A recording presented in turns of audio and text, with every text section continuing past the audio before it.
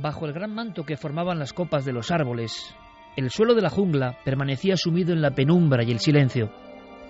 Ni un soplo de aire removía los helechos gigantes que ascendían hasta la altura del hombro. Haggard se enjugó el sudor de la frente, volvió a mirar el resto del grupo y siguió adelante.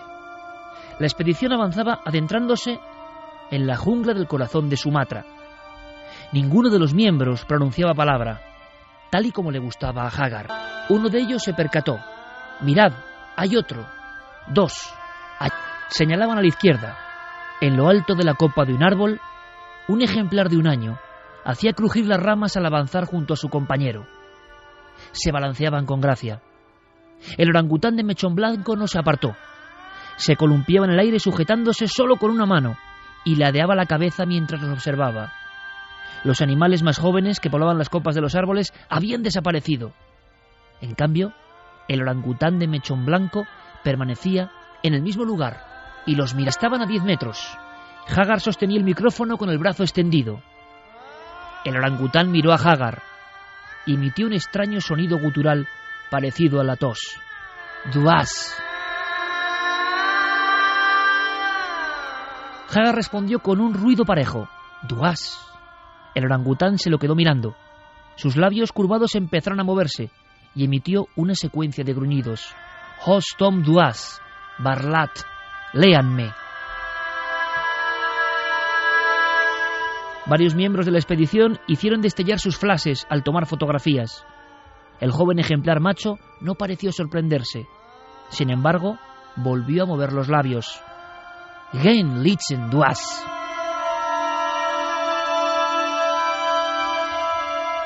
Un grupo de científicos, según narraba en su fabulosa novela Next, el investigador y ficcionador de hechos Michael Crichton se encontraba con un simio parlante en lo profundo de las selvas de Java. Y leíamos esta novela, yo en concreto, maravillados por la habilidad de este escritor ya fallecido, el mismo, qué curioso, que inventó el mundo de Parque Jurásico, el mismo que de alguna forma recreó una conversación imposible. Científicos y seres animales que se comunican, que se hablan, que se dicen cosas, que intentan comprenderse. Me impresionó Next, y por supuesto era una especie de profecía a futuro, seguramente imposible de cumplirse. Los últimos datos, en las últimas semanas hemos dado buena cuenta de ello, nos hacen prácticamente poner una mueca de escepticismo. Parece que hay seres del mundo animal, del maravilloso mundo animal, que intentan decirnos algo. Y como han seguido llegando noticias a este nivel, hemos creído idóneo dedicar una parte de este dossier de actualidad a lo que está pasando, a lo que está ocurriendo, a los cambios de comportamiento, a los hechos insólitos. La fauna insólita va a ser una de las protagonistas esta noche. Y tenemos sorpresas. Al final, quizá el amigo Michael Crichton, como todos los escritores, como él mismo dijo en una entrevista, que conectan con lo innombrable, que conectan con lo que está más allá de lo concebible, que ven cosas, como decía Picasso, que vosotros no podéis ver, pero yo sí, quizá estaba en lo cierto. Quizá las páginas de Next se están ya cumpliendo en alguna oscura selva de nuestro planeta. Nunca antes habías estado tan cerca de lo desconocido. Milenio 3. Cadena Ser. Especialistas mundiales aseguran que el comportamiento de los animales está variando. Hablan de ese cambio climático que ya sería un debate, primero entre los negadores o negacionistas del cambio y los que están absolutamente convencidos dentro de la propia ciencia. Sería un buen debate, repito aquí.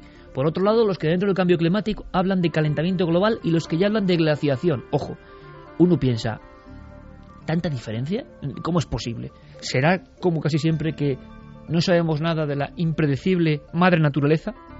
¿Qué está pasando en los seres que llevan muchos más años que nosotros en este lugar llamado Gaia? Pues que está habiendo variaciones, algunas tremendas, simbólicas, significativas, variaciones en la evolución, involuciones en algunos casos. Precisamente llegaba esta semana una noticia sobre una profecía científica de involución en el ser humano. O sea, lo que parecía propio de las películas, involución, o sea, a peor de lo que estamos, hay científicos, no sociólogos, científicos que ya lo marcan. ¿Será posible? Es decir, estamos en un mundo cambiante, absolutamente cambiante, a 39 días de ese fin del calendario maya, por si faltaban pocos elementos simbólicos. Pero claro, nosotros que siempre buscamos cosas nuevas para que lo paséis bien con nosotros y estéis informados, nos hemos encontrado con ese mundo de los que intentan trazar lenguaje con los animales. ¿Será que hay un lenguaje y que no lo entendemos? ¿Será que el ser humano, en su eterno antropocentrismo, no solo ve a Dios, al universo, a su imagen y semejanza, sino también a los animales, y como no entienden y no hablan como él, ya es que no hablan? Y si hablan de verdad, ¿qué nos dicen? Y si nos dicen algo, ¿qué sentido tiene su mensaje? Pues bullendo todas estas preguntas en nuestra mente, Carmen ha llegado hasta una mujer concreta, que ya para mí es un misterio. No hay que irse a Estados Unidos, no hay que irse al Reino Unido. No. Vamos a ver qué opináis y por favor necesitamos vuestras opiniones y vuestras cuestiones. Se abre aquí un universo muy interesante. Pues sí, he tenido la fortuna de entrevistar a Olga Porqueras, es terapeuta animal. Ella se dedica no solo a intentar establecer una comunicación con todo tipo de animales, sino también a tratarlos, a acompañarlos en el proceso del viaje al más allá. O sea que la muerte, ese traslado, como pasa en el ser humano, debe ser un momento clave y por eso a veces se solicitan sus servicios. Exactamente. Somos, igual que hay ahora mismo terapeutas que se dedican a ayudar a las personas en ese trance. Hay personas que ayudan en los últimos momentos de vida de una persona, pues Olga también lo hace con los animales y es muy interesante lo que nos va a contar en ese sentido. Si quieres, Iker, pasamos a escuchar la entrevista y que los oyentes, aparte de oír muy atentamente, que nos vayan contando sus casos. Muy buenas noches, Olga. Hola, ¿qué tal? Buenas noches. Lo primero, explícanos en España qué es un Animal Communicator, porque yo creo que muy poca gente conoce a lo que tú te dedicas. Sí, que me dedico a la terapéutica con animales. Yo anteriormente había sido terapeuta humano, si podemos decirlo de esta forma. Es que nunca pensé que la gente estuviera tan abierta a entender que realmente existe esta comunicación entre humanos y animales. Es una comunicación que es innata, o sea, no es ningún don, ni es nada extraordinario. Nosotros tenemos esa comunicación desde niños. Desde niños tenemos la capacidad de comunicarnos con otras especies. Una capacidad que en un momento dado, cuando dejamos de ser niños, perdemos en cierta forma. No la perdemos, se duerme. Es como un idioma.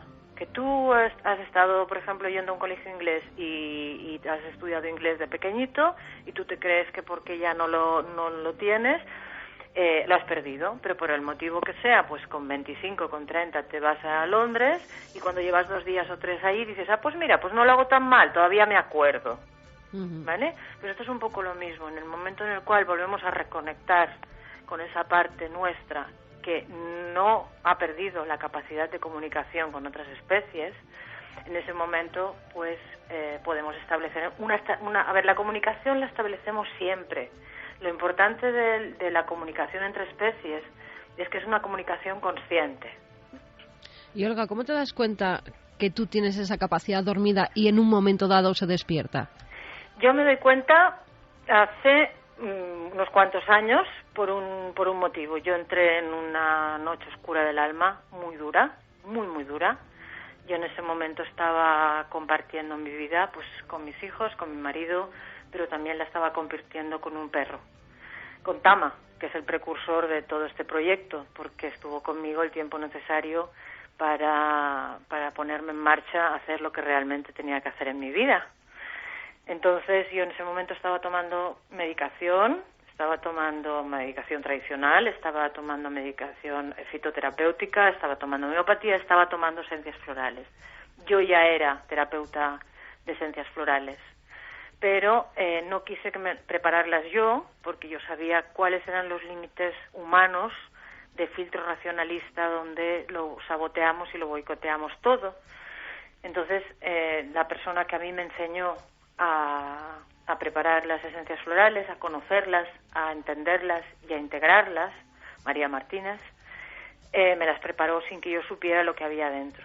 Un día tuve la sensación de que Tama me las pedía y yo me asusté. Me asusté porque en las circunstancias que me encontraba, con una depresión brutal, con unos ataques de ansiedad que me moría, con agorafobia, etcétera, etcétera, no era cuestión de ir diciendo por ahí que el perro me hablaba. Y no dije nada.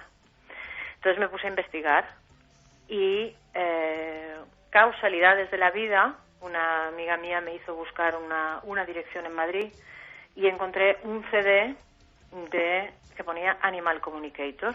Entonces contacté con Penélope Smith, una excelente comunicadora en Estados Unidos, y un día yo pensé, esto es una tontería, porque esto yo lo llevo haciendo toda la vida. Y fue muy bonito, y es lo que siempre explico, ¿no? Que yo la llamé porque creí que era de muy mala educación enviarle un email diciéndole que esto, que quería que le dijera, ¿no? Y yo le dije, mira, yo esto tengo la sensación que lo llevo haciendo toda la vida, no sé dónde vamos a parar con todo esto. Y ella me dijo, yo ya lo sabía, pero tú lo tenías que reconocer. Y en cierta forma tú empiezas a experimentar, entre comillas, No. con tu animal de compañía. Totalmente. Empiezo a experimentar con Tama, empiezo a experimentar con los perros y animales de mis amigos, empiezo a tratarlos con esencias florales, establecer una comunicación, empiezo a acompañar a los animales en sus últimos momentos y todo me viene, o sea, en ese momento ya me empezó a venir todo, pero como un chorreo de creatividad terapéutica en ese aspecto. Olga, cuando a ti te llega gente, por ejemplo, con su perro, y te dice, tenemos un problema, o bien porque sea un perro adoptado y no logra adaptarse, o bien porque tenga algún tipo, pues, que muerde a todo el mundo que entra en casa, ¿cómo tratas tú cuando te llega un animal? ¿Qué es lo primero que haces? Mira, lo primero que hago, yo siempre establezco una comunicación. Es una comunicación que la puedo hacer in situ, o bien la puedo hacer a través de una fotografía. Yo personalmente prefiero trabajar a través de una fotografía y te explicaré el porqué. El porqué es porque yo tengo unos serios problemas de concentración. Entonces yo tengo una dislexia importante, cosa que me perjudicó muchísimo en la época escolar, pero ahora lo agradezco montones porque me ayuda a desarrollar más la intuición, la parte intuitiva que la parte intelectual. Pero yo necesito encontrar el momento. No todos los momentos son adecuados para establecer una comunicación. Y lo que siempre pido, más que nada, es establecer esa comunicación estando yo sola con el animal. Porque los animales son como los niños pequeñitos. Cuando están con los papás o están con los responsables, se comportan de una cierta manera, y cuando los responsables o los papás se van, realmente son como realmente son. Y se expresan como realmente se tienen que expresar, como realmente sienten. Yo lo primero que hago es establecer una comunicación para tener, por decirlo de alguna manera, un informe de lo que ha ocurrido. Siempre normalmente trabajo con las dudas o preguntas del responsable del animal, que luego se deriva por donde se deriva. No siempre, no todas las veces la comunicación se puede establecer por un motivo, porque ellos no son manipulables. Y al igual que tú me llamas por teléfono y yo puedo cogerte el teléfono o no cogértelo, ellos también te pueden decir, no quiero establecer esta comunicación, y tú se lo tienes que respetar. O quizá en ese momento no, y luego más tarde sí. Es una comunicación, Olga, que no es telepática como lo pensamos o como lo podemos vivir nosotros a nivel cerebral, sino de alma a alma. Cuéntame cómo es esa comunicación de alma a alma que tanto me ha llamado la atención. La telepatía, de alguna forma se tenía que explicar, ¿vale? En libros, de alguna forma se tenía que explicar en películas. Entonces, tenemos un concepto de telepatía como tú estás aquí, igual que estamos hablando por teléfono, nos podemos hablar tal cual. La comunicación se establece. Los animales tenemos que pensar que ellos piensan, por decirlo de alguna manera, en imágenes. Por eso los grandes comunicadores, para mí los mejores comunicadores, son las personas autistas, porque sus parámetros de pensamiento funcionan exactamente igual que los animales, por imágenes fijas. Nosotros tenemos, los que no somos autistas, nos montamos toda una película, pero ellos son como como diapositivas que van pasando fijas. Entonces ellos te mandan una imagen, entonces tú la puedes recibir o por imagen, esa comunicación, o por sensación, o por emoción. Evidentemente la mente tiene su papel a jugar ahí, y ese papel que tiene a jugar ahí es que la mente va a poner palabras a esa comunicación porque es nuestra forma humana de transmisión de ideas, de emociones, etcétera, etcétera, etcétera. En estos casos que has tratado a lo largo de todos estos años, Olga, ¿cuál es el caso, no sé si decirlo, más grave, más complicado, con el que te hayas comido más la cabeza, que se te ha presentado? Un caso que me va a ser muy difícil de olvidar, gracias a Dios es un caso resuelto. Una mujer que me llamó que no sabía por qué desde hacía 3 meses aproximadamente, cuando entraba su marido en casa, tenían una Doberman.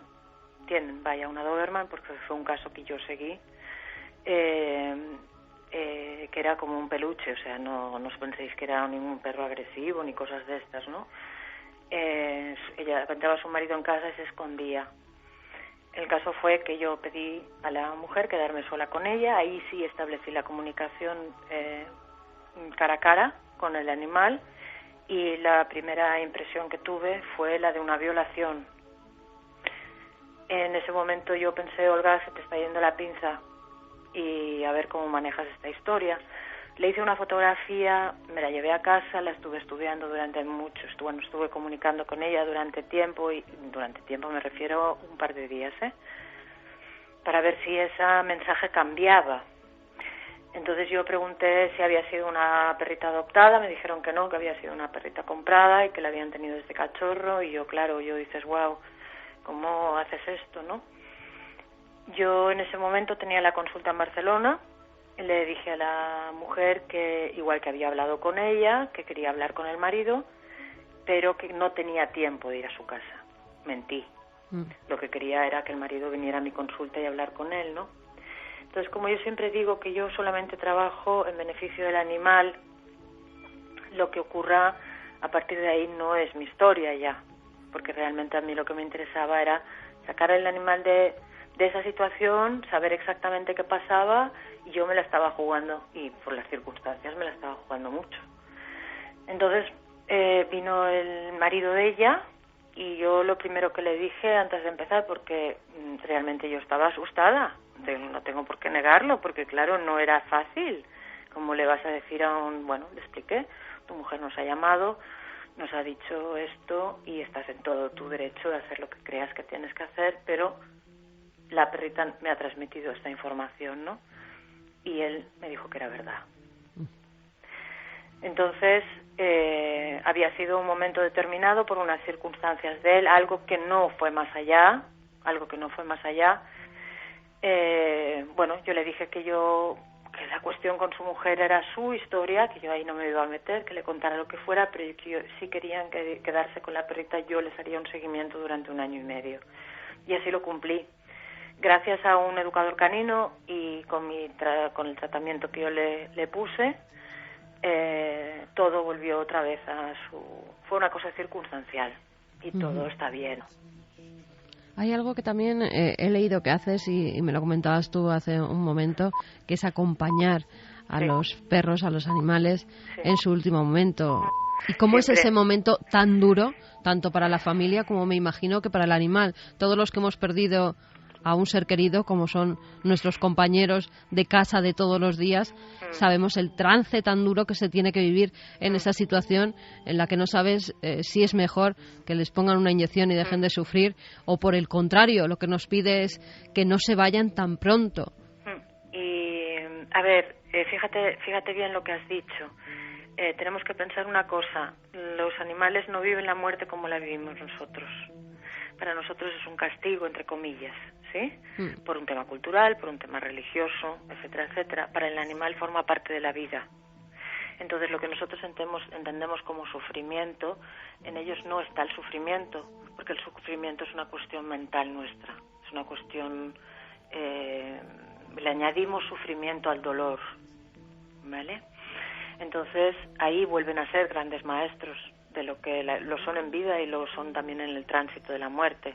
Hay un momento, los animales también tienen capacidad de decisión en ese momento, y hay animales que te piden una eutanasia, hay animales que te miran, los que habéis podido vivir ese momento, son animales que te miran con una mirada especial que te dice, es una mirada que infunde mucha paz, aunque tenga en ese momento una patología, lo que nosotros podríamos llamar una patología dolorosa, como puede ser un proceso oncológico, dijéramos, ¿no? Donde hay mucha tumoración muy extendida, etcétera, etcétera.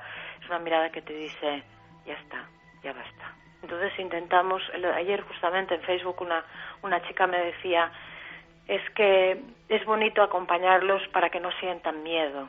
Es que no sienten miedo, porque no tienen miedo a morir. Olga, hay una pregunta que tal vez te llame la atención, pero en nuestro programa toca todo tipo de misterios. Los animales son un misterio. Claro. Eres una persona que se ve que eres muy sensible, con lo cual te puedes acercar, y lo vemos con tus palabras, más a los animales, pero también ese acercamiento ha hecho que algunos animales, a lo mejor tuyos, Tama, de las que nos hablabas al principio, después de pasar al otro lado, te han venido a hacer una visita. ¿Tú has visto algún fantasma, entre comillas, animal? Sí. Tama constantemente está aquí todavía. Muchas veces viene.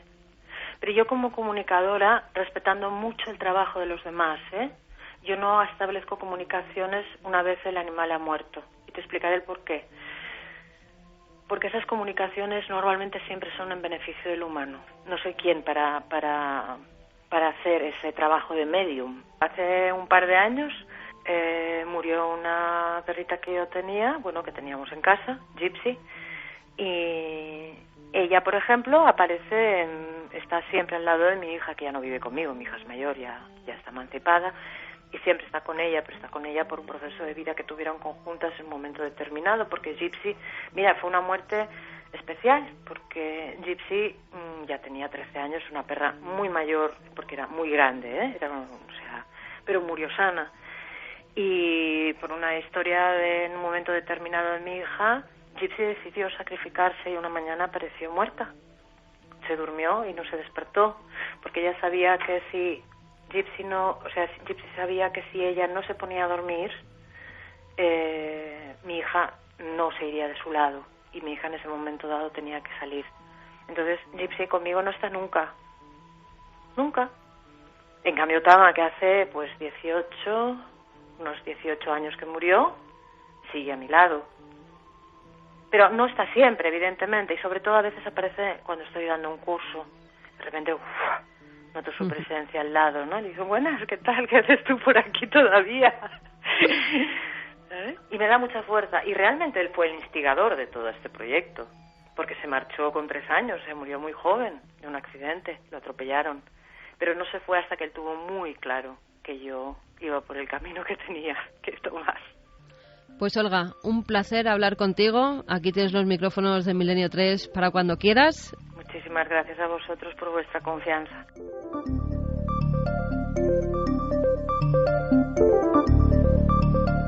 Dos y 4 minutos. Aquí estamos todo el equipo, hay que decirlo, con una gran cara de perplejidad ante lo que hemos escuchado a lo largo de estos 15 minutos de entrevista que ha mantenido Carmen con esta Animal Communicator. De verdad que es un mundo que no conocíamos, que puede parecer evidentemente un cúmulo de imaginaciones, de fantasías, como pasa con los animales, ¿no? Y con los seres humanos, ¿no? Hay personas que dicen tener cierta mediumidad, o hay terapeutas que ayudan en ese trance de la muerte, pero hemos escuchado algunas cosas muy interesantes, y estoy seguro que es un tema tan polémico, contado con mucha naturalidad, que puede dar origen a un sinfín de opiniones. Desde luego, la escena que he contado de la perrita Doberman es como un golpe. Empezábamos con Next, ¿no?, de Michael Crichton, pues parece de novela. Y por otro lado, también esa sensación de que los animales, evidentemente, su concepto de la muerte tiene que ser diferente del nuestro. Ella decía, en este caso son maestros, ¿no? Maestros de tantas cosas los animales. Imagino que los humanos también somos maestros de otras cosas, ¿no? Pero me he quedado perplejo absolutamente, como seguro gran parte de la audiencia. Y con esa especie de doble duda, ¿no? Bueno, esto es un cúmulo de fantasías bien intencionadas, o realmente habrá algo más. ¿Qué opinión tenéis, compañeros? Santi, que te veo ahí taciturno. Esto, a ver por dónde empezamos. Yo, el fondo de toda esta historia, es que me lo tengo que creer, por la sencilla razón de que, como muy bien has dicho en la introducción de esta entrevista, todos los que hemos tenido estrecho contacto con animales sabemos de ese vínculo y sabemos de esa comunicación, incluso, como muy bien decía nuestra invitada, telepática. Es decir, muchas veces no tienes que hacer un gesto, no tienes que hacer que pronuncie una palabra. Tu animal sabe lo que estás pensando y actúa en consecuencia. La primera vez dices es casualidad, la segunda te asombra, la 13ª lo tomas como algo tan habitual y tan cotidiano que no le das la menor importancia. Es que cuentas con ello, de hecho, o sea, no se te ocurre pensar que no vas a obtener la reacción recibida. Claro, digamos que la historia que nos acaban de contar es esto mismo, pero en esteroides, o sea, ya hipertrofiada a unos niveles que, abriendo mucho la mente, yo me lo creo, pero me cuesta, o sea, te lo aseguro. Yo estoy pensando ahora mismo que habrá personas que tengan esa sensación, y también observo el comportamiento con los animales, que solo las personas con cierta sensibilidad, y hay umbrales que se nos escapan, logran trazar esta sintonía, ¿no? Real o imaginada por el ser humano y compartida por el animal con ciertos gestos. Es decir, todo esto es una especie de puzzle de ilusiones que se hace alguien porque tiene cierta sensibilidad. Uno ve a determinadas personas o profesiones cómo tratan a los animales, y claro que también tienen un perro o también tienen un gato, sobre todo con los perros, y dices, bueno, claro, pero la forma de tener un perro no tiene nada que ver con la que yo comprendo que es tener un perro, ¿no? O ser compañero de un perro, no tiene nada que ver. Hay personas que tratan a los animales como puros objetos que les sirven para un fin, que los tratan siempre como animales, y sin embargo personas, prácticamente nos incluimos y seguro que muchos oyentes también, que consideran al animal como alguien igual casi a él, con derechos, con sensibilidad, con enfados, con afectos. Claro, son mundos muy diferentes, y yo digo, ¿todo este mundo está ahí o pertenece al ámbito de las personas que con ese umbral de sensibilidad, como en otros campos de la realidad, logran ver lo que nadie puede ver? Yo no lo sé. A mí, desde luego, me cuentan esto hace 1 año o 2 años y probablemente ni me lo habría creído, ¿no? Pero es efectivamente a raíz de tener ese animal hace poco tiempo, es cierto que conforme van pasando las semanas y los meses, te vas dando cuenta de lo asombroso, de lo maravilloso que es, y por supuesto entiendes esa frase de solo le falta hablar, ¿no? Y es que es completamente cierto. A veces parece que el animal te entiende a la perfección, o cuando estás enfermo o estás en un momento de un poco alicaído, el perro parece que lo entiende perfectamente y viene a por ti. Y luego ya esos casos, claro, decenas de casos que hemos contado aquí de perros que siguen estando en la tumba del hombre que ha muerto. Yo tengo ahora mismo en la imagen, como decía esta mujer, Olga Porqueras, en una diapositiva, y por supuesto nos gustaría ahora saber lo que opináis vosotros, pero cosas que nos han sorprendido, ¿no? Es interesante lo que dice Javier Pérez Campos, porque es el último de este equipo de alguna forma que ha tenido perro, y entonces está observando todo de una forma, bueno, con ojos más de novedad, ¿no? Pero yo recuerdo el día que llegó nuestra niña a casa por vez primera, y es una escena que yo no logro olvidar. Los perros todos, y creo que estamos de acuerdo todos los oyentes, estoy seguro en este momento, hablamos de perros en concreto, vamos a hablar de otros animales también. Cuando uno abre la puerta, oye, es increíble, ¿no? Parece que ven al dueño, más que al dueño, el compañero, ¿no? Eso de dueño, al compañero por vez primera. O sea, no habrá un humano en la vida que muestre tal alegría por verte, bajas 10 minutos y vuelves y otra vez hacerlo. Y dices, bueno, qué maravilla, ¿no? Qué corazón tienen estos animales, qué pasa. Traviesos para algunas cosas, pero siempre con esa alegría brutal, ¿no? Bien. Por cierto que esta noche uno de mis perros me ha despertado 4 veces. 4 veces he tenido que salir, y yo ya hablaba con él, digo, pero hombre, ya está bien, ¿no? Pero bueno, hacen sus cosas, ¿no? Y quieren... Entonces, recuerdo el día que llegó nuestra hija a casa por vez primera del hospital, y fue la primera vez en mi vida, fijaos qué escena, primera vez en mi vida, que al abrir la puerta, estaba Carmen ya arriba, y yo abrí porque bajé por unas cosas, y no salen a la puerta. Digo, ¿qué está pasando?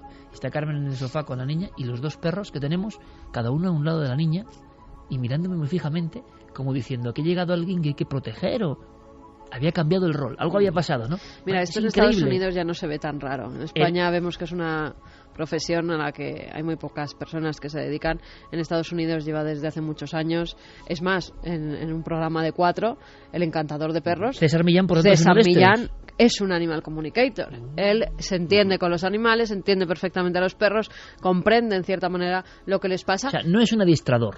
No es un adiestrador, que va mucho más allá. Es una forma, en cierto sentido, de volver a la naturaleza. En las cavernas yo creo que hablaban mucho más con los animales de lo que hablamos ahora. Pero hace falta ser un sensitivo para esto, porque yo lo que no entiendo es... Ella me decía que cualquiera puede llegar, claro, no es de un día para otro. Ella hace, por ejemplo, Olga hace talleres de fin de semana y dice que nadie pretenda que después de hacer un taller va a entender lo que le dice su perro, su gato, su caballo, porque esto no es tan fácil. Es un estudio de años y cada vez que vas probando más y haciendo más comunicaciones con animales, pues lo vas teniendo más fácil. Y al parecer ella lleva 18 años ya, o más de 18 años. Y ahora es cuando por fin está haciendo y dando a conocer lo que hace, las terapias que hace, porque también en ese trance, yo la preguntaba, con el trance de la muerte en los animales, muchas veces no sabemos si les estamos haciendo bien o les estamos haciendo mal, porque por propia cuestión humana nosotros queremos que se queden más tiempo con nosotros. Pero tú dices cuestión humana, yo creo que también los seres humanos, con esto de tener mascotas, entre comillas, las humanizamos tanto que queremos ver cosas adaptándolas a nuestro... siendo un poco abogado del diablo, como en este caso creo que es una obligación, porque os veo a todos muy convencidos. Y fíjate, a micrófono cerrado Olga me decía, mira, es que nos creemos con una superioridad por encima de nuestros animales de compañía, por encima de los perros, de los gatos que tenemos en casa, que fijaos lo que hacemos, en vez de bajarnos nosotros y revolcarnos con nuestros perros por el suelo, lo que hacemos es subirlos a nuestras camas, a nuestros sofás, los estamos humanizando, no estamos haciendo que sean animales, que es lo que tienen que ser, que el hombre es otro animal. Y decía, qué bueno es estar 5 minutos sentada en el suelo con tu animal, con tu perro, con tu gato, porque ellos lo agradecen y es una forma de comunicarse en cierta forma con ellos. Y eso que decías de que, bueno, puede ser un subproducto pues de esta sociedad hipercivilizada, hipercómoda, que tenemos casi como segundos bebés a nuestras mascotas. Un juguetito que se comporta como yo, mira. Yo tengo que reponer una cosa, y es que es algo mucho más antiguo de lo que parece. Verás, la relación que tenían, y eso aparece sobre todo en el mundo del esoterismo y en el mundo de la magia, la relación que tenían brujos, hechiceros, brujas con el familiar. El familiar era un animal, era un gato, era una lechuza, era un cuervo, era un animal con el que se tenía una relación especial, que les ayudaba en cierto sentido, porque también les ayudaba a colocar ese estado de conciencia que necesitaban para su magia, ese estado de conciencia primigenio, a sintonizarlo a su nivel, animal. Yo voy a hablar por experiencia propia, pero creo, y con alguien y con gente que tiene más de un animal me ha comentado la misma experiencia, creo que no es algo tan particular mío o de un par de personas más que conozco.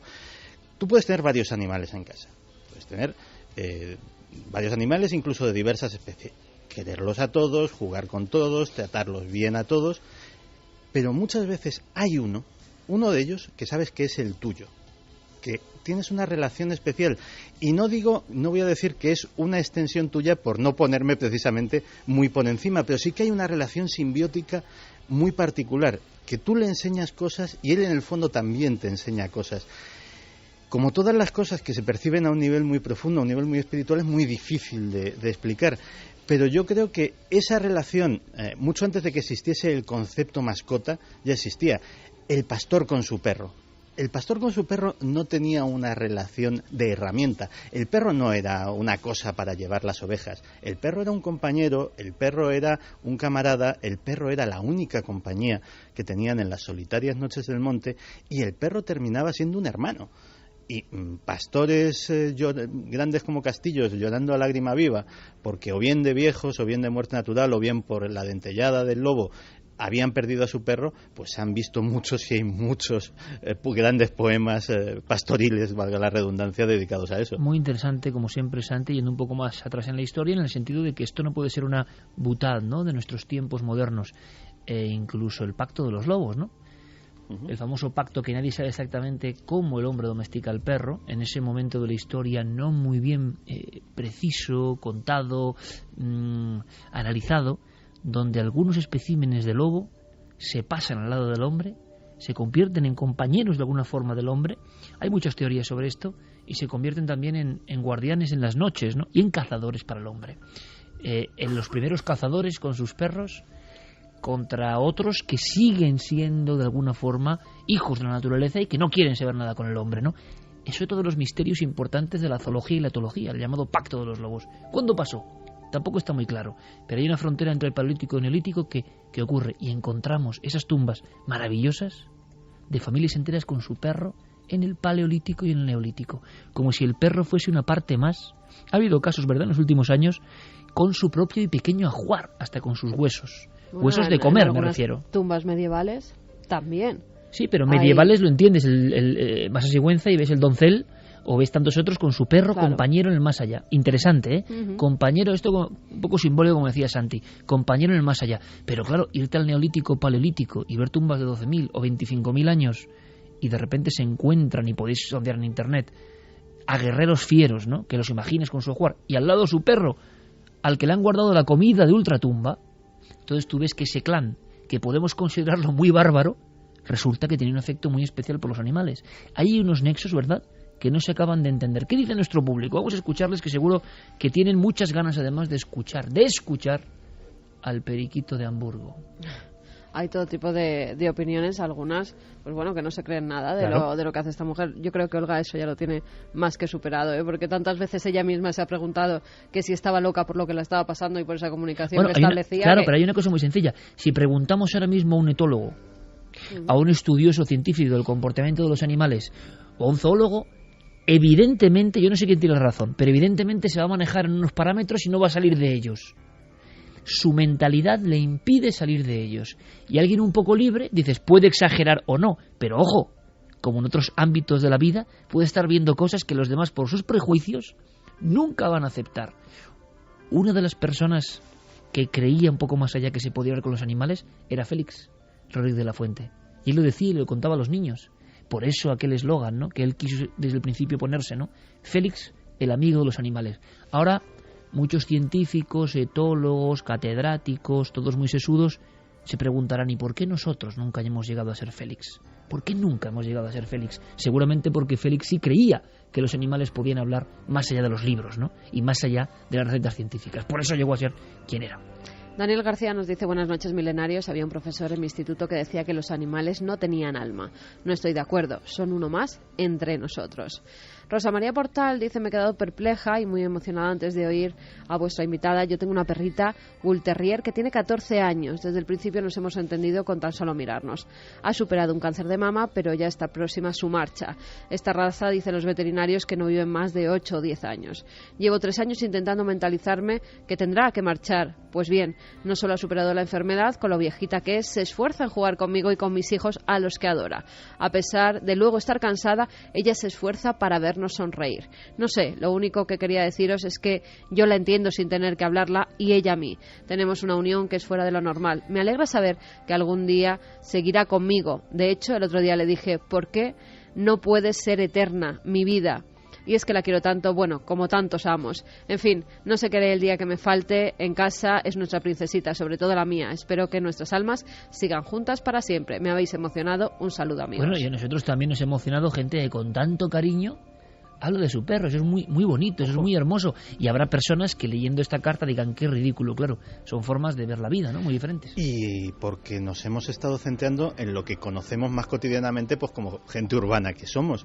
Pero ha habido una relación histórica de amistad hombre-animal que trasciende a todas, que es la del hombre-caballo. Es decir, los jinetes con sus caballos, desde las crónicas de caballería antiguas hasta...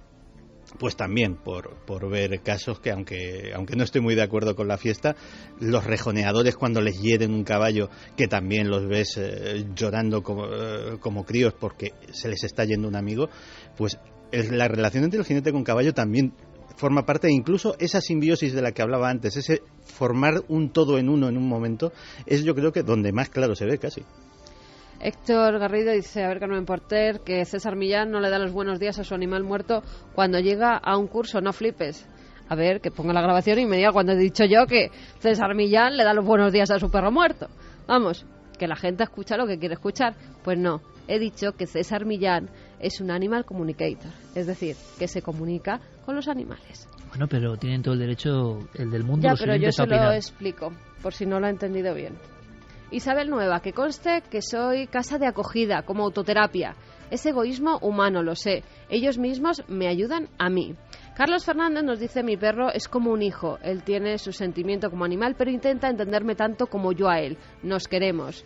Johnny dice que los animales están capacitados para ver, sentir y oír entidades de la naturaleza y desencarnados de manera natural, que nosotros no. Marcos Alonso: a nosotros nos decían en veterinaria que había que negociar la eutanasia con el dueño. ¡Ay, qué ingenuos! Silian: cuando mi hermano falleció, mi perrita parecía verlo y hacía lo mismo que cuando él estaba vivo. A veces parecía que jugaba con él. Sergio dice que los animales transmiten sus emociones de forma mucho más intensa que los humanos porque no están tan condicionados como nosotros. Melchor Moya: que los animales tienen los sentidos más desarrollados que nosotros y predicen cosas que nos pueden ayudar a mejorar y a salvar nuestro y su planeta llamado Tierra. Carly Turico dice: si los animales necesitan terapia para morir, entonces eso quiere decir que ellos también tienen conciencia. Eso rompe con lo establecido, creo. Bueno, y tantas cosas rompen con lo establecido. Por ejemplo, que en Hamburgo un periquito, como suena, lo contaba Javier Sierra la semana pasada, se convirtiese un poco en voz, como decíamos al principio, y como estos últimos casos que ha habido de la ballena, casos diferentes del elefante, que parece que han emitido sonidos. Esto parece una herejía brutal, quizá lo sea, o quizá no, y quizá, repitiendo la palabra, dentro de 200 o 300 años se hayan descubierto parámetros que ahora nos parecen escondidos e imposibles, ¿no? Sin duda, como decían nuestros compañeros, sobre todo Santiago, hablando de la historia, el hombre ha intuido algo. No tenía la verdad científica de ese algo, pero la intuición le ha valido para perpetuarlo durante siglos, con lo cual hay un corpus de enseñanzas que de nosotros depende echar la vista atrás y pasar de ello olímpicamente, como siempre creyéndonos dueños de la realidad actual, que es la de todos, y sin embargo menospreciando cosas que han sido muy importantes para gente quizás hasta más inteligente que nosotros, que la ha habido. Este caso era una especie de joya extraña de la parapsicología de Centro Europa, nos llegó por Germán de Argumosa. Si alguno de vosotros no estaba atento la semana pasada, vamos a recordar un poco la historia, aunque sea brevemente, porque además lo cuenta nuestro compañero Santiago Vázquez, y lo hace con dos documentos interesantes, tanto los archivos originales de Germán de Argumosa, que no es poca cosa, que los trajo de los investigadores de la época, como los de Vintila Oria, ese periodista de origen rumano que hizo algunos libros históricos en los años 70, un gran desconocido, Vintila Oria, como encuesta más allá de lo visible, donde había cosas impresionantes, ¿no? Este caso, entre otros muchos, ¿lo recordamos? Todo sucedió en Hamburgo, en Alemania. Tenemos a una familia, que es la familia Honda Morós, un matrimonio, y su hija Bárbara, que por entonces tenía 14 años. Aparece o irrumpe en la vida de esta familia el periquito, al que llamarían Butchi. Estamos hablando de finales del año 1970. A mediados de junio del año siguiente, de 1971, esta chica, Bárbara, la hija, fallece. Los padres, como es natural, pues quedan sumidos en un tremendo dolor. Pues bien, después de la muerte de Bárbara, el periquito empieza a hablar con voz de hombre. Y los hechos van sucediéndose y llegan investigadores como Raudive y como otros para grabar el sonido. Claro, nos faltaba eso, ¿no? Javier Sierra nos contaba la historia como uno de esos clásicos que habíamos escuchado tiempo A, pero ¿se grabaría aquel diminuto ave que intentaba poner voz humana? Y eso ha quedado registrado y podemos escucharlo ahora. Sí podemos, pero antes Santi tiene algún dato más. Es cuando entra en escena la propia chica, Bárbara, que a través del periquito dice lo siguiente. Son palabras que aparecen en un magistral libro del gran Vintila Oria, titulada Encuesta detrás de lo visible. Aparecen estas palabras: Ich bin Bárbara, es decir, yo soy Bárbara. 2:25, el Milenio 3, y por supuesto la opinión libre, la vuestra. Y queremos saber ese feedback con todos vosotros, porque es un documento histórico que ya se emitió en el mítico turno de noche con nuestro añorado compañero Juan Antonio Cebrián. Ahí iba muchas noches, y lo recuerdo como oyente perfectamente, principios de los 90, el profesor Germán de Argumosa. Y tenía algunas de las grabaciones. Y gracias a un oyente, que es, si no me equivoco, Pedro Cabrera, ¿verdad, Javi? Pedro Cabrera, ha tenido la paciencia de revisar todos los viejos cassettes para llegar al documento y mandárnoslo, por supuesto siempre citando, como hacemos nosotros, y para que lo disfrutéis, para que os sobrecojáis. Atentos, compañeros, porque es Germán de Argumosa el que da paso a la grabación de su colega Raudive. Y claro, es muy estruendoso esto, ¿eh? Uno dice, parece una psicofonía, nunca mejor dicho. Es como una psicofonía. Pero se entiende algo. Si es el periquito me da miedo, ¿eh? Si es el periquito me da miedo. Escuchemos. La expresión es esta en alemán. Ist gut totti mami sin. ¿Qué significa? Está bien. Los muertos mami ven. Repito. Está bien. Los muertos mami ven. Vamos a escuchar.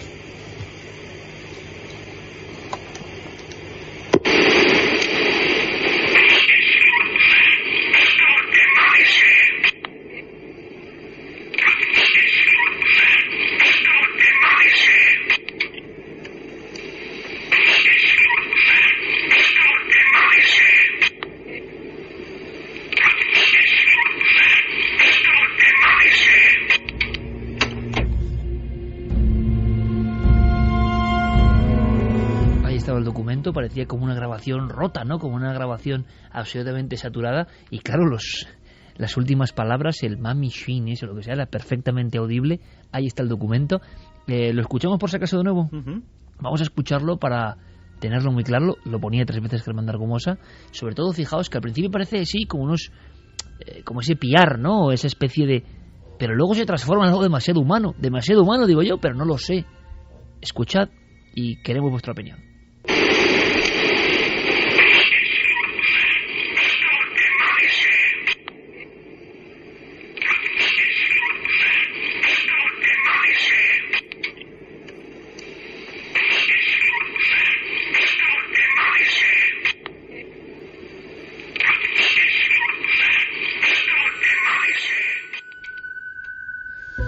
Tiene ese sonido metálico de grabación, como decía Carmen, porque bueno, Germán de Argumosa lo que hizo fue reproducirlo tal cual en los micrófonos de ese programa de turno de noche, pero a mí personalmente me parece, al principio, como dices, ¿no? Parece un animal, ese pájaro a secas, pero es cierto que al final parece decir esas palabras y es un tono que a mí personalmente me parece irreproducible con una garganta humana. No. Y Santi, que tiene un loro, pues sí, podrá además opinar. Efectivamente, yo tengo pájaros de ese tipo. Y sí es la voz de un loro. O sea, eso. Lo que pasa es que, vamos, me lo ponen y yo diría que es la voz de un loro de más porte que un periquito. Es decir, yo he tenido periquitos, tengo periquitos. Suena muy fuerte. Algunos hablan. Los periquitos no suelen ser tan habladores como otras especies de loros, pero pueden aprender a decir 4 cosas, sobre todo si están en compañía de loros mayores que hablan por imitación.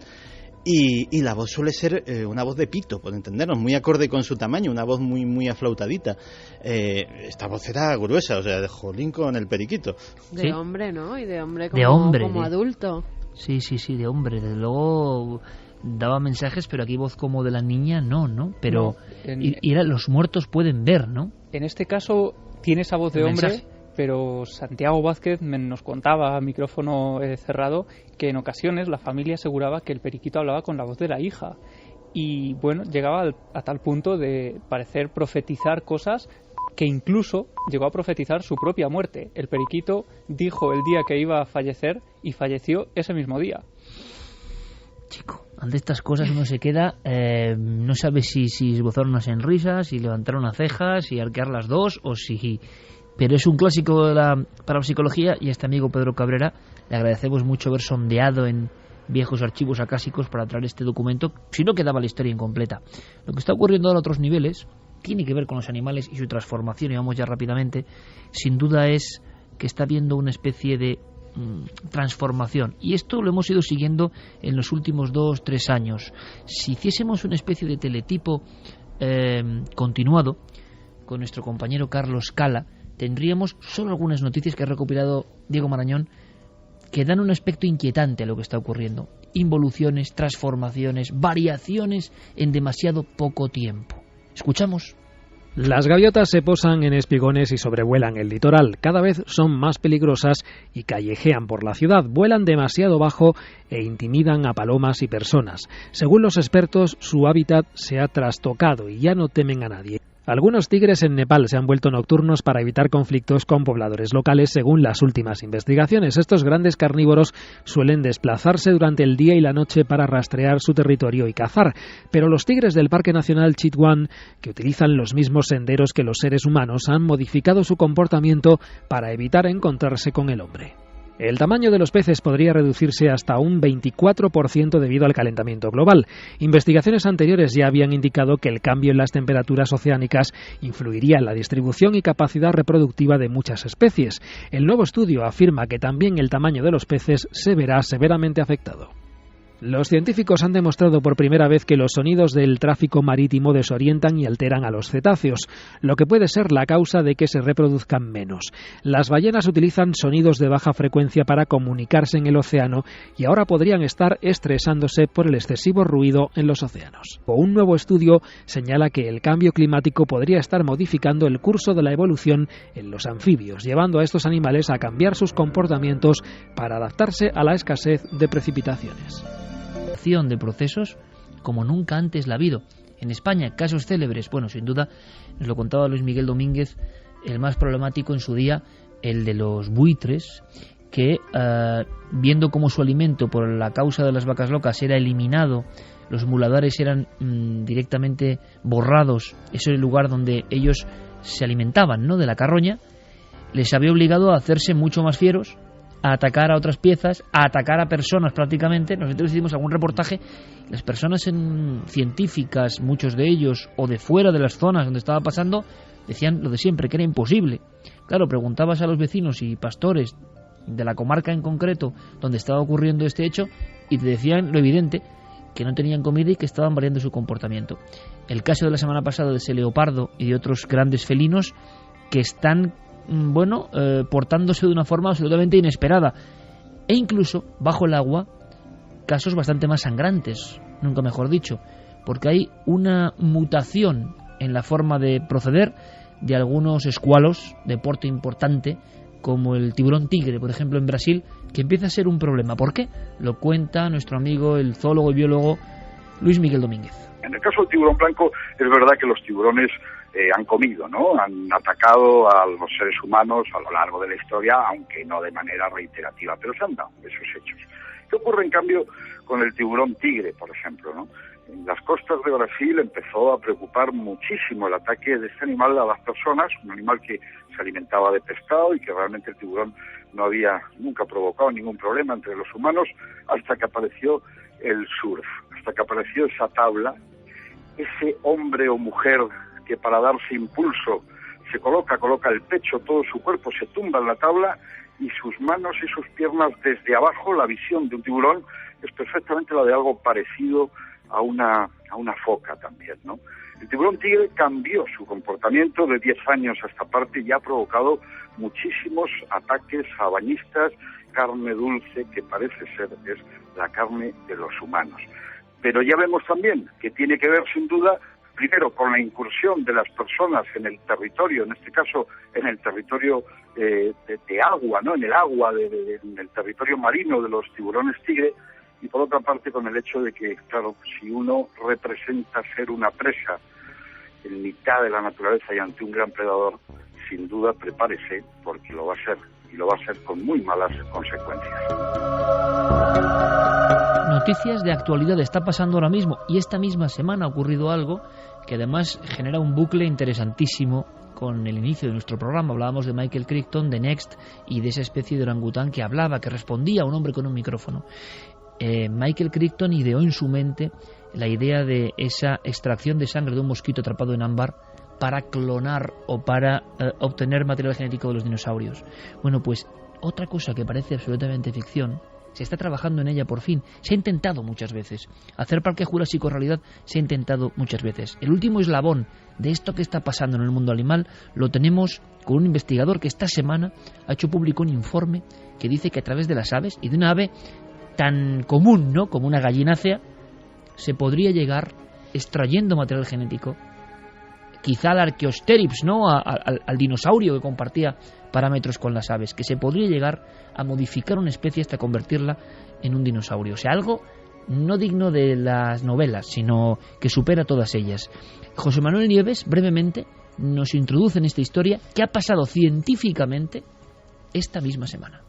Sí, el problema es el ADN. Es decir, Horner y otros paleontólogos han intentado recuperar ADN de dinosaurio, pero es muy complicado porque son 60, 70, 80, 100 millones de años atrás. Bueno, Jack Horner es el mismo paleontólogo en el que se inspiró Parque Jurásico, el protagonista de Parque Jurásico. Y allí en la película, no sé si os acordaréis, que lo que hacían era buscar el genoma, buscar el ADN del dinosaurio en el ámbar. En concreto en el abdomen de los mosquitos que habían picado a dinosaurios y que después habían quedado atrapados en el ámbar, ¿no? Se suponía que esos mosquitos tenían la sangre del dinosaurio al que habían picado hace millones de años dentro del abdomen y que estaba preservado. Efectivamente es así, pero no hay ADN, el ADN no resiste. Horner también intentó buscar el ADN de dinosaurio en restos fósiles, en huesos, pero no lo consiguió tampoco, ni él ni nadie. Es decir, ese ADN no existe. Con lo cual se le ocurrió la idea, dijo, bueno, si no puedo tener el ADN original de hace 100 millones de años, siempre tengo el ADN de sus descendientes que están vivos y nos rodean por todas partes. Y por eso empezó a utilizar esta técnica de ingeniería genética para recuperar los rasgos de dinosaurio que en el fondo están encerrados dentro de cada ave. En este momento, Javier Pérez Campos y Santiago Camacho que ponen un gesto de incredulidad ante algo que es noticia científica y que una vez más supera lo que concebíamos, ¿no? ¿Cómo es que el prototipo, el inicio de un ave, algo tan a mano, ¿no?, van a llegar posiblemente a generar un clon de dinosaurio antiguo? Bueno, pues gracias a nuestro compañero de Marañón tenemos declaraciones del científico que, curioso, también se inspiró en la película Parque Jurásico, que empeñado en esta especie de resurrección de los animales extinguidos, de los míticos dinosaurios, sigue trabajando 20 años después. Y esto es lo que contaba. Por ejemplo, las aves tienen alas y los dinosaurios no las tenían, así que hay que averiguar cómo crear una mano y un brazo a partir de una ala, o cómo crear una cola larga. Lo que estamos haciendo literalmente es buscar los genes que impiden el desarrollo de una cola o de encontrar lo que llamamos el gen activador. Lo buscamos en un pájaro para activarlo, de modo que ese pájaro nazca con cola. También estamos buscando el gen que desarrolla las alas en las aves, ya que en el embrión todo empieza con unas manos. Estamos buscando ese gen de modo que podamos impedir ese cambio. As a hand, and we're looking for that gene so we can stop it from doing that. Lanzábamos hace unas semanas la pregunta esa de ¿se puede hacer o se debe hacer todo lo que es posible en el ámbito científico y la bioética? Bueno, aquí hay un ejemplo curioso, ¿no? ¿Será bueno a una especie moderna retrocederla al tiempo de los dinosaurios? ¿Será bueno quizá, imagino que para las clases más pudientes, como ocurría en la película, llegar a tener en unas décadas unos parques especializados donde hay animales que no han vivido ni saben vivir en estas coordenadas del tiempo? ¿Estamos jugando un poco a ser dioses? ¿Es nuestra obligación ser dioses como seres humanos que tenemos la tecnología y las herramientas para hacerlo? En fin, estamos en ese umbral y, como digo, las novelas han sido completamente superadas. Imagino que habrá noticias en los próximos años, pero las principales revistas científicas han aprobado este inicio. Y luego hay una cosa muy interesante, todo lo que pasa en el embrión, ¿verdad? Las diferentes especies. Parece que se pasa por diferentes fases, incluso en el ser humano se pasa por esa fase de anfibio, de pez, de reptil y de aspecto humano, ¿no? Como si hubiese unas coordenadas que no acabamos de entender, como si pasásemos por diferentes fases o áreas de especies que son diferentes a la nuestra. En un lugar donde hay especies diferentes a la nuestra, sin duda, grabadas en la piedra, labradas, es en los poblados antiguos, algunos desaparecidos, de la frontera entre Siria y Turquía. Teníamos conexión, hacia estas horas es importante dar paso a la crónica de nuestro compañero Javier Sierra, que se encuentra ahora mismo, ya estará en Estambul. Ha habido noticias de hallazgos arqueológicos muy interesantes, justo, fijaos qué curioso, amigos, en la franja de la guerra, ¿no? Una vez más, como pasó en Irak, la guerra y la arqueología amenazada, y a veces incluso bombardeos y disturbios que dejan al aire, no precisamente las piquetas de los excavadores, sino la violencia humana, deja al aire, como si fuese un mensaje antiguo, cosas que estaban ahí desde tiempo remoto. Conocemos algo de esa zona entre Siria y Turquía. Ahí está el célebre Göbekli Tepe, ahí está Nebali Kore, ahí está Kayonu, la ciudad de los cráneos, o la impresionante ciudad de los Brucrania, una ciudad entera abandonada con cabezas de bisontes gigantes, que han quedado como último testigo de un final, porque casi todas estas ciudades fueron finalizadas, enterradas y su población desapareció. En los alrededores apenas hay esqueletos. Sabemos que esta franja entre Siria y Turquía es fundamental. De momento, la arqueología conoce el dato de que son las primeras urbes o templos. Eso ya es mucho decir. Bueno, pues ha habido noticias. Nos las cuenta en tiempo real, 2:41, desde Estambul, Javier Sierra. Buenas madrugadas, Iker. Esta noche, buenas madrugadas desde el corazón de la antigua Constantinopla, desde Estambul, que es donde me encuentro. La verdad es que llevo unas pocas horas en Turquía. Y aquí, después de los primeros tanteos, lo primero que salta a la vista es que el país no tiene demasiado hueco en sus medios de comunicación en estos días para los asuntos que más nos interesan, para el misterio. Está todo un poco arrinconado y sobre todo está arrinconado por las noticias que tienen que ver con el conflicto en Siria y con los problemas que tiene Turquía en esa frontera. Pero es que en esa frontera hay un elemento que llama mucho la atención. Hay un lugar que se llama Karkemis, es una zona arqueológica que se extiende por 90 hectáreas, que fue dominio de los antiguos hititas y que se encuentra justo repartida entre la frontera de estos dos países. En ese lugar donde en estos momentos hay aproximadamente unos 100.000 exiliados por la guerra civil, por la guerra interna en Siria. Y es curioso porque en ese lugar han estado trabajando hasta hace pocos días expertos de varios países en la búsqueda de los restos de una antigua acrópolis que podría arrojar bastante luz sobre el papel que jugó esa zona fronteriza en la antigüedad, como te digo, hace nada menos que 5 milenios.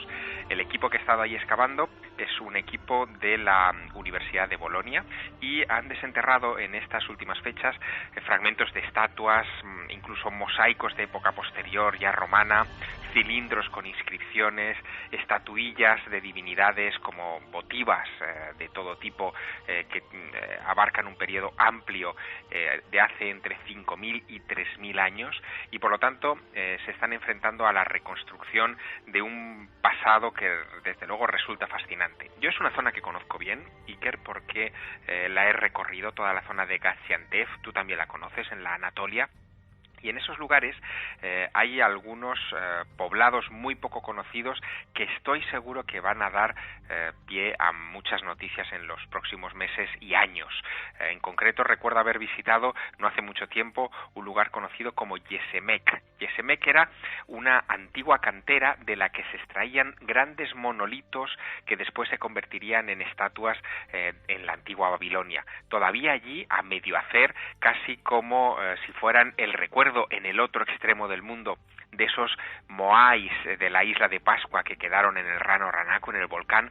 Todavía hoy allí en Yesemek, en Turquía, en la Anatolia, se pueden ver figuras inacabadas de dioses y, lo que es más sorprendente, figuras de dioses estrechando la mano de reyes locales, algo que pasó a mi cuaderno de notas con un subrayado y con un asterisco donde apunté que eso debía de ser investigado. Muy buenas noches, un fuerte abrazo desde la antigua Constantinopla y la semana que viene ahí en el estudio 1 de la cadena SER nos volvemos a hablar cara a cara. Pues desde luego que es para subrayarlo, ¿eh? Dioses en esos lugares del inicio de las cosas prácticamente, del inicio del Neolítico. Los dioses ya dan mucho miedo en el Neolítico, estrechan desde su altura descomunal, a veces 3, 4, 5 metros de altura, a los gerifaltes de las diferentes tribus. Les dan como la bienvenida, o se despiden de ellos, quién sabe. Pero es otra cuestión recurrente en toda esa franja del creciente fértil. ¿Cómo impresiona, verdad, por ejemplo, el río Éufrates? Cuando uno lo ve ahí en la soledad del desierto más seco, seguramente del planeta, junto con el de Perú, y sabe uno que debajo de esas aguas canalizadas sigue habiendo ciudades con signos extrañísimos bueno, sacrificadas, ¿no?, por el bien del pueblo para que haya regadío. Es un contraste bastante curioso. Repetimos vías de contacto, Carmen, porque imagino que el asunto de los animales y otros tantos que estamos contando siguen levantando polvareda. Mucha polvareda, ¿no? Cientos de mensajes sobre los animales y muchos contándonos experiencias propias y también cosas que han pasado hoy en día y que luego pues daremos paso porque son muy fuertes. Truculencia humana. Truculencia humana. A ver si ya de una vez se ponen penas de cárcel para esta gentuza que mata a los animales porque sí. Pues luego lo contamos, claro que sí. Vamos a repetir las vías de contacto. La Nave del Misterio nos pueden buscar en Twitter, en Facebook y en Google+. Y como siempre, el mail, milenio3 @cadenaser.com. Sorteamos el libro de Javi Pérez Campos esta noche. En busca de lo imposible. Y además se lo va a mandar firmadito a las personas que les toque. Por eso hay muchos cientos de mensajes también. Eso es. Así que bueno, entre todos los mensajes que nos lleguen vamos a sortear esos 3 ejemplares. Venga, perfecto. Vamos a hacer una cosa, que es conectar directamente con ese mundo de Santiago Camacho, porque hay actualidad, Club Bilderberg y CIA. Vaya dos expedientes. Antes quiero recordar una cosa, aunque sea brevísimamente. Guillermo León ya lo ha comentado en ikerjiménez.com. El día 30 de noviembre tenemos una presentación y estamos bastante implicados porque creo que el doctor Gaona merece todo nuestro apoyo. Y lo digo como lo siento. Doctor Gaona, que creo que conocen todos nuestros oyentes y espectadores ya, psiquiatra y médico de absoluto prestigio. Me decía hace poco Javier Sierra, parece Saulo caído del caballo, ¿no?, de alguna forma, o San Pablo camino de Damasco. Ha visto una luz extraña. ¿Por qué? Porque se ha atrevido a investigar. Y cuando alguien se atreve a investigar de verdad en lo imposible, en el prejuicio, en las cosas que los colegas consideran que no se deben ni tocar, empieza a comprobar cosas. Y sigue siendo el mismo científico, pero se ha dado cuenta de cosas asombrosas. Con su libro, de verdad, yo creo que impactante, Al otro lado del túnel. Y vamos a estar, yo tengo el honor de presentar el libro y creo que va a estar gran parte de nuestro equipo y va a ser, no sé, yo creo que una buena forma de decir, doctor Gaona, no estás solo, porque creo que la valentía de este hombre es encomiable, porque sé lo que le está costando manifestarse como hace en Cuarto Milenio, Milenio 3, sé las presiones a las que está sometido, sé que es un hombre absolutamente libre y que está dando un ejemplo, por lo menos para mí. Y por supuesto está ya preguntándose sobre la consciencia, sobre el alma, sobre la mente, sobre qué pasa. Las investigaciones serán recordadas sobre el umbral de la vida y la muerte del doctor Gaona, así que estaremos todos juntos el 30 de noviembre. Toda la información está en el Facebook de Nave del Misterio, nuestra vía oficial en ikerjiménez.com, y esto será en el Círculo de Lectores, en la calle Donel 12, entrada libre y gratuita, lo diremos también la semana que viene, y lo hacemos no por nada, sino porque, no sé, a mí me gustaría que el doctor Gaona tuviese ese apoyo, que muchos milenarios le dijeran, no estás solo, sigue investigando, creemos en lo que haces, podemos compartirlo o no, pero eres un científico valiente, intrépido, y eso merece mucho la pena. Así que con Gaona el 30 de noviembre, daremos todos los datos. Y ahora lo que está pasando también en noviembre, reunión de urgencia, Club Bilderberg, y Santi, que también esboza otra cara de preocupación. ¿Por qué? ¿Podemos resumir en un titular qué es el Club Bilderberg para quien no lo sepa? Pues para nuestros amigos que no lo sepan, les diremos que el Club Bilderberg es una sociedad que en este caso no es secreta porque su existencia es pública, pero que reúne todos los años en una sede diferente, elegida generalmente en un resort, en un lugar de vacaciones apartado y discreto y igualmente lujoso, desde la isla de la Toja hasta algunos de los resorts más exclusivos del mundo en diferentes años. Pues una vez al año 300 personas escogidas por invitación, no siempre las mismas, pero sí hay un núcleo duro, sí hay que se repite constantemente, entre grandes banqueros, financieros, políticos, comunicadores, gente que en definitiva maneja poder, sea poder en forma de dinero, sea poder en forma de política, sea poder en forma de información. Se reúnen durante más o menos una semana a debatir ¿qué? Pues nadie lo sabe, porque el contenido de esas deliberaciones y de esas reuniones, ese sí que es secreto. Y es posible, Santi, que en los días que corren, en el mundo de las filtraciones confidenciales y medios de comunicación, todavía haya reuniones tan importantes y nadie sepa lo que se dice. Alguien lo sabrá. Pero evidentemente, aparte de los 300 que participan, quiero decir, no dudo que alguien habrá interesado en poner micrófonos, en colocar sofisticados sistemas de vigilancia para saber qué debaten estas personas. Pero si poderosos son, también poderosas son las contramedidas que se toman. Perímetros de seguridad de kilómetros alrededor, la implicación directa de las fuerzas de seguridad del Estado y de los servicios secretos del país anfitrión en garantizar esa seguridad y esa intimidad, no es algo en absoluto tan fácil. Pues bien, esas reuniones, como decimos, tienen lugar con una periodicidad anual. La última fue en Estados Unidos, en Virginia, el pasado mes de junio. Y hasta el próximo verano no se esperaba otra. Es por eso que cuando diversos medios italianos han alertado de que precisamente ahora, en Roma, en un hotel lujoso pero discreto, sobre todo discreto porque está teniendo lugar en él un festival de cine que sirve esa multitud para camuflar a esos 80 participantes, pues de repente se han reunido 80 personalidades muy destacadas del Club Bilderberg, casi en secreto porque ha sido descubierto.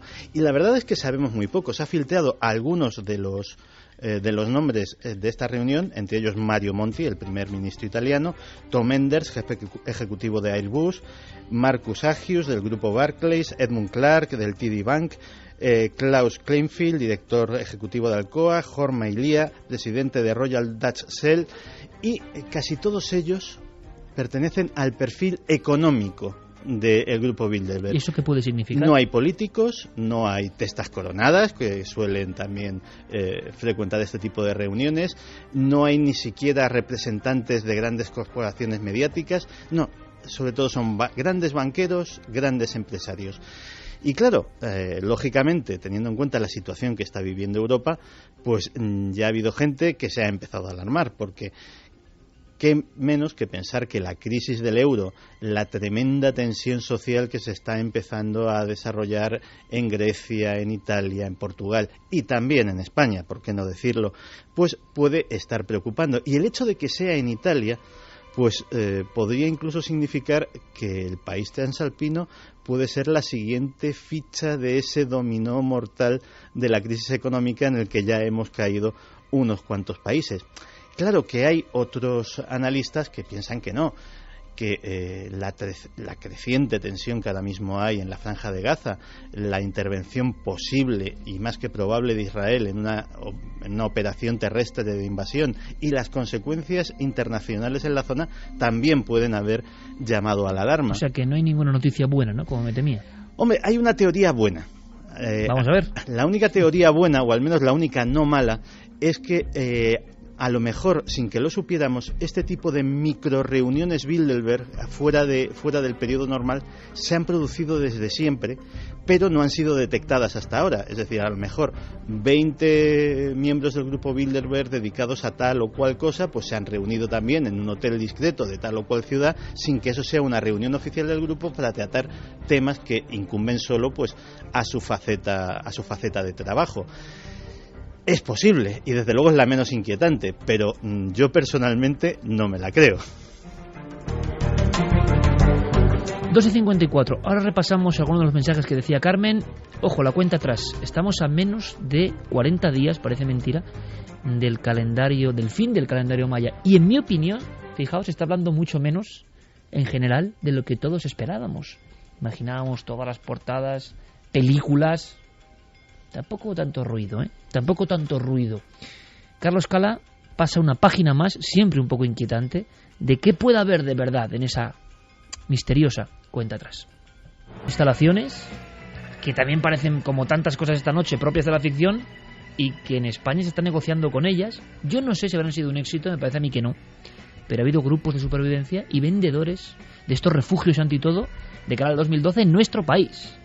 Es un auténtico negocio, el negocio del fin del mundo, que en Estados Unidos se estima que la venta de búnkers subterráneos ha aumentado en más de un 1000% en los últimos años con este parangón del 2012. Pero es que en España tenemos ese caso del GSE 2012, Grupo de Supervivencia España 2012, que su fundador, Jonathan Bosque, desapareció hace unos meses del planeta, no se sabe dónde está. Tuvo su propio fin del mundo, entre comillas, ¿no? Sí, él de alguna forma o se metió en su propio búnker y no ha vuelto a salir, pero las personas que dieron donaciones para tener su propio búnker subterráneo en la Sierra de Madrid bueno, pues estaban indignadísimas. Algunas de ellas aseguraban haber dado una cantidad de unos 1.000 euros, que era lo que se pedía en un principio como entrada para ese búnker, y ahora mismo sí, hay gente que a mí me aseguraron que pagaron esa cantidad y ahora mismo están sin búnker. búnker. Ha cogido el dinero y se ha pirado, claro. Eso es muy de la picaresca nuestra, ¿eh? Sí. Muy de España. No, y de hecho, acotando lo que decía Javi, en Estados Unidos el survivalismo, los que están obsesionados con la supervivencia, que era una tendencia muy en boga en los años 80, en la época de Reagan, cuando una guerra nuclear se podía desatar en cualquier momento y que parecía olvidada, ha renacido. Hay gente que está acumulando armas, que está acumulando víveres, que está haciendo cursillos de técnicas de supervivencia, cursillos de guerrilla para el caos que se puede avecinar, no ya por el 2012, aquí se une también la crisis económica, etcétera. Todo el mar en magno, ¿no? Yo decía lo de España porque, por desgracia, hemos sido ejemplo en estas cosas varias veces, ¿no? Bueno, solo te diré que uno de los libros más vendidos en los últimos meses es el de Patrick Gerrill, que se titula Cómo construir su propio búnker en tan solo 10 pasos. Acabamos con mensajes. También había un chino que vendía una especie de bolas. Sí, era maravillosa esa bola, ¿eh? Era maravillosa. Bolas amarillas gigantescas que si te metías dentro ibas a sobrevivir a cualquier fin del mundo, fuera como fuera. Bueno, desde Guatemala, un amigo que se llama Josu Barrera nos enviaba una noticia. Sabéis que hace una semana ha habido un gran terremoto de 7,4 grados, han muerto 44 personas. Pues una de esas personas que estaba todavía bajo los escombros y que no encontraban, sus 2 perros guiaron a los socorristas hasta donde estaba el cuerpo de su amo de 19 años. Y gracias a eso han podido rescatar el cadáver. O sea, no perros rescatadores, sino los perros que le pertenecían. Que le pertenecían. Y entre los escombros lo han llevado al punto concreto. Los escombros lo han llevado al punto concreto, empezaron a escarbar justamente allí, se tumbaron al lado y hasta que no sacaron ya fallecido a su dueño, no se movieron de allí. Bueno, pues parece muy bien acabar esta hora con esta noticia, porque luego veremos el contraste, el desastre de lo que hace el ser humano con estos animales que son capaces de gestos tan nobles, ¿no? De gestos más allá del humano en ocasiones. Y nosotros, sin embargo, a veces como pago, lo vais a ver, es un poco estremecedor. Tenemos una carta que nos ha enviado un amigo que nos ha puesto la carne de gallina y nos ha emocionado mucho. Tenemos informes de cosas en los cielos en España esta misma semana con los documentos. Tenemos un asunto del lío de faldas de la CIA y lo que hay por detrás de Santiago Camacho. Tenemos un caso en Melilla impresionante con Gerpérez Campos. Tenemos a Diego Marañón con el Créelo o no. O sea, tenemos muchas cosas. Ahora las noticias, toda la información en la SER, como siempre, puntual. Y después vuelve este equipo, el de Milenio 3.